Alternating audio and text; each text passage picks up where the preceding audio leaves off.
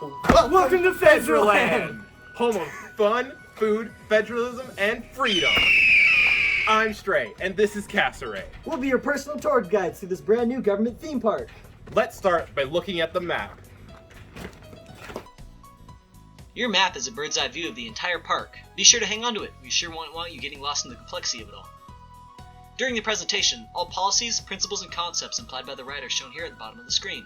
Please follow along. As strange as this video is, we won't get a grade unless it's educational. And remember, the park is a no-smoking area, except for the parts where you can smoke, which is all of it. Let's begin the tour. And admission to the park is 100% free. Plus tax. Here at the very entrance of the park, we enter through the U.S. Capitol building into Mini DC. Mini DC is the main street of Federland.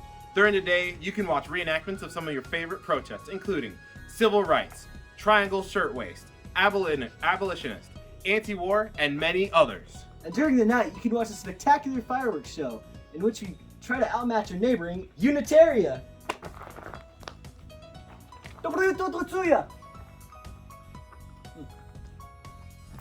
at them mocking us.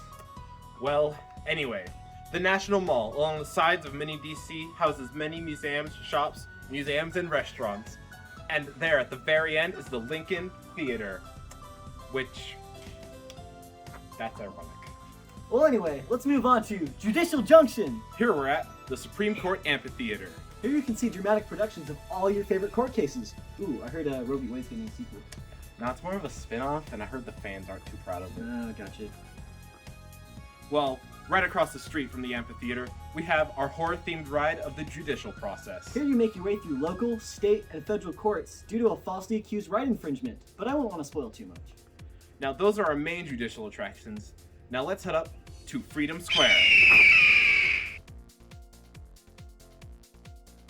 Here at the center of the square is the famous Federalist Fountain. Each tier is designated to float on top of the others until a bubble column comes up and mixes everything together. This area includes many of the shops and stores in the park, including the gun shop, where anyone and everyone can buy a gun. Don't worry though, none of them are real. I think, and I hope. All in the spirit of freedom. Next time you're getting it! Well, anyway, this shop, you can choose from a wide collection of bumper stickers. Many of them are politically incorrect. Dude. Along with many of our shops, this square is the center of our park's restaurants. Favorites include the Speakeasy Bar, Which closed for family-friendly reasons, but is now back open. the Boston Tea Galleon, Where there are absolutely no taxes, except for required ones. our world-famous 5-star White House Hotel, best food in the country, It depends on who the cook is. and the Laissez-Faire Cafe. Where you can either get completely safe, FDA-approved food, or potentially hazardous mystery food. Dude, is that queso? Pretty sure that's lard. Well, I guess it's all part of American freedom. That eagle goes off every time you say that word. What word? You know, the America word. The F word. Oh, you mean...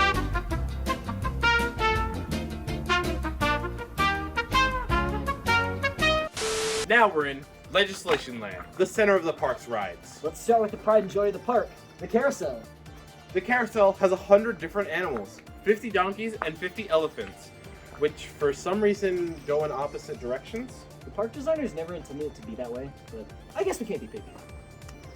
Nearby is the park's Ferris wheel, the Gridlock. The only Ferris wheel in the world that takes 2 hours to complete a full revolution. And heaven forbid someone starts a filibuster. Right behind that, we have our arcade and voting range. The object of this interactive ride is to toss as many virtual ballots into the slots as possible. What the heck? How did it come back? Unfortunately, your candidate choice is incorrect. To fix this mistake, we have chosen the right candidate for you. Thank you and have a good day. What? Our newest attraction is modeled after the video game Tron, but instead, it's gerrymandering. The goal is to claim the most votes on the map by encircling the largest land area. And instead of high-speed motorcycles, you'll be riding on hovercrafts, making the turns easier for wider district borders. And for our final attraction, the Congress Coaster.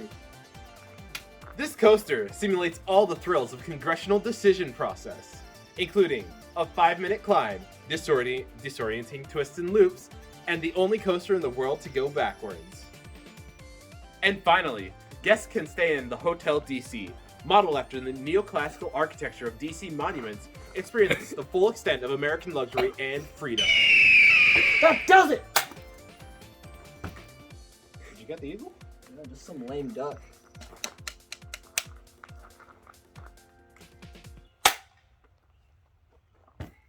What's a lustia? You know what? Anyway, we hope you'll visit Federland soon, home of fun, food, federalism, and freedom. Screw you, Unitaria!